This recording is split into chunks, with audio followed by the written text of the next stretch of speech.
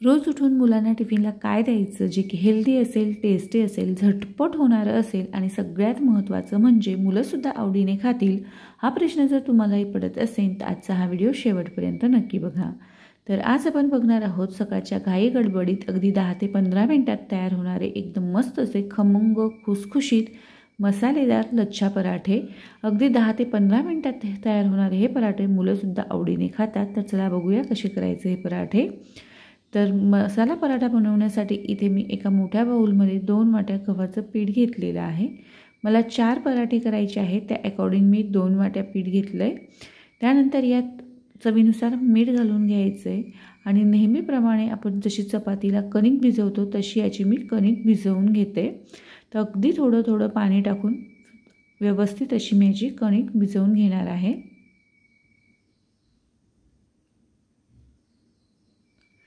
तर हे बघा अशा पद्धतीने याची मी कणिक भिजवून घेतलेली आहे. खूप जास्त सैलही नाही किंवा मग खूप जास्त घट्टही नाही. आता आपण यावर झाकण ठेवूया आणि ही कणिक एक 10 ते 15 मिनिटासाठी रेस्ट करायला ठेवूया. कणिक आपली रेस्ट होते तेव्हापर्यंत आपण इथे काही मसाले मिक्स करून घेणार आहोत. तर इथे मी अर्धा चमचा लाल तिखट घेतलेला आहे, अर्धा चमचा गरम मसाला, अर्धा चमचा धनेपूड, त्यानंतर इथे मी घेतलेला आहे अर्धा चमचा ओवा आणि जिऱ्याची पूड, मीठ घालून घ्यायचं आहे चवीनुसार आणि हे सगळे मसाले आपण एकत्र करून घेणार आहोत. छान मिक्स करून घ्यायचं आहे. तर हे बघा सगळे मसाले छान मिक्स झालेले आहे. इकडे आपली कणिकही जवळपास एक 15 ते 1 मिनिट रेस्ट झालेली आहे. परत एकदा ही कणिक मी 1 ते 2 मिनिटासाठी छान मळून घेते. मळलेल्या कणकेचे आता मी एकसारखे गोळे करून घेणार आहे. तर इथे मला 4 पराठे करायचे आहेत, त्यामुळे मी 4 इक्वल याचे गोळे करून घेते.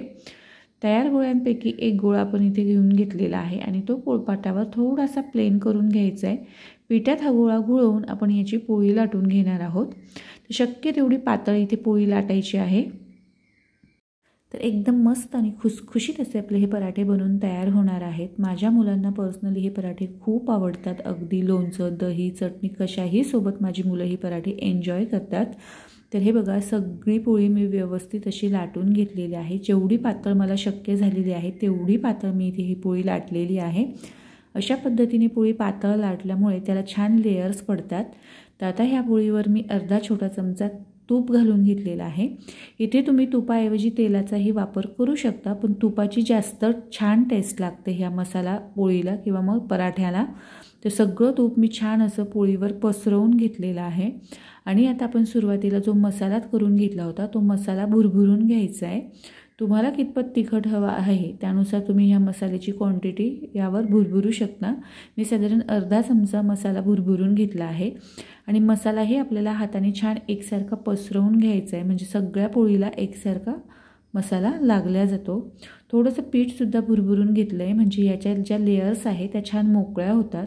आणि आता व्हिडिओत दाखवल्याप्रमाणे आपल्याला ही पोळी छान फोल्ड करून घ्यायची आहे. ज्याप्रमाणे आपण साडीच्या प्लेट्स करतो ना त्या पद्धतीने हे मी फोल्ड करून घेणार आहे. हे बघा अशा पद्धतीने सगळी पोळी आपल्याला व्यवस्थित फोल्ड करून घ्यायची आहे. तर सगळी पोळी मी ते फोल्ड करून घेतलेली आहे आणि जी मसाल्याची बाजू आहे ती वर ठेवलेली आहे आणि व्हिडिओत दाखवल्याप्रमाणे आपल्याला याचा रोल करून घ्यायचा आहे आणि शेवटचं जे टोक आहे ते व्यवस्थित प्रेस करून सिक्युअर करून घ्यायचं आहे, जेणेकरून पोळी लाटताना फाटणार नाही. तर हे बघा इथे माझी एक जो डो आहे तो तयार करून घेतलेला आहे आणि बाकीचे गोळेही मी अशाच पद्धतीने पोळी लाटून त्याला तूप लावून आणि मसाला लावून व्यवस्थित असे तयार करून घेतले. अशा पद्धतीने सगळे गोळे तयार करून ठेवले की मग आपण झटपट पराठे याचे लाटू शकतो. तर हे बघा सगळे गोळे इथे मी तयार करून घेतलेले आहे. आता आपण याचे 1 बाय 1 पराठे लाटून घेणार आहोत. तर पराठे लाटण्यासाठी परत एकदा मी थोडंसं पिठात हे घोळवून घेतलेलं आहे आणि आता आपण याचे पराठे लाटून घेऊया. पराठे लाटताना एकदम हलक्या हाताने लाटायचे आहे, जेणेकरून याच्या ज्या लेयर्स आहेत त्या सुटणार नाही आणि थोडासा जाडसरच हा पराठा ठेवायचा आहे, त्याच्यामुळे त्याला ज्या लेयर्स आहेत त्या छान सुटतात, मस्त खुसखुशीत हा पराठा होतो. तर अगदी हलक्या हाताने आणि छान एकसारखा मी हा पराठा लाटून घेतलेला आहे. तुम्ही बघू शकता थोडासा जाडच आहे, खूप जास्त पातळ लाटायचा नाही आहे. राहिलेले जे पराठे आहे ते सुद्धा मी अशाच पद्धतीने लाटून घेतलेले आहे। ह्या पराठ्यांचा एक प्लस पॉईंट आहे की तुम्ही हे पराठे एकदाच लाटून घेऊ शकता आणि मग लगेचच भाजायला घेऊ शकता। हे बघा सगळे पराठे मी ते लाटून घेतलेले आहेत। आता हे पराठे आपण भाजून घेऊया। भाजण्यासाठी इथे तवा ऑलरेडी मी गरम करत ठेवला होता। तवा व्यवस्थित गरम झालेला आहे। आता यावर एक पराठा घातलेला आहे आणि एक बाजू याची साधारण 1 ते 1.5 मिनिटं मी शेकून घेतलेली आहे। दुसरी बाजू आपण सुद्धा छान शेकून घेणार आहोत। छान व्यवस्थित चमच्याने शेकून घ्यायचे आणि याला तूप किंवा तेल लावायची घाई करायची नाही आहे। जोपर्यंत हा पराठा छान शेकत नाही तोपर्यंत आपण याला तूप किंवा तेल लावणार नाही आहे। तर एक साईड याची छान भाजल्या गेलेली आहे। आता मी यावर थोडंसं तूप लावून घेतलं आहे। जसं की मी सुरुवातीला म्हटलं की तुपात हे पराठे छान लागतात त्यामुळे मी तूप वापरते। इथे तुम्ही तुपाऐवजी बटर किंवा मग तेलाचाही वापर करू शकता। दोघंही साईडना छान असं तूप लावून मस्त असे खमंग आणि खरपूस हे पराठे भाजून घ्यायचे आहेत। तर हे बघा याला किती छान अशा लेयर्स सुटलेल्या आहे। आत्तापासूनच तुम्ही बघू शकता एकदम मस्त असे खमंग हे पराठे दिसत आहेत। तर 1 बाय 1 मी हे पराठे सगळे भाजून घेतलेले आहे आणि अशा पद्धतीने एका किचन टॉवलवर ठेवून घ्यायचे। आता काय करायचे सगळे पराठे झाले की रुमालाने याला अशा पद्धतीने सगळ्या बाजूने दाबून घ्यायचे आहेत।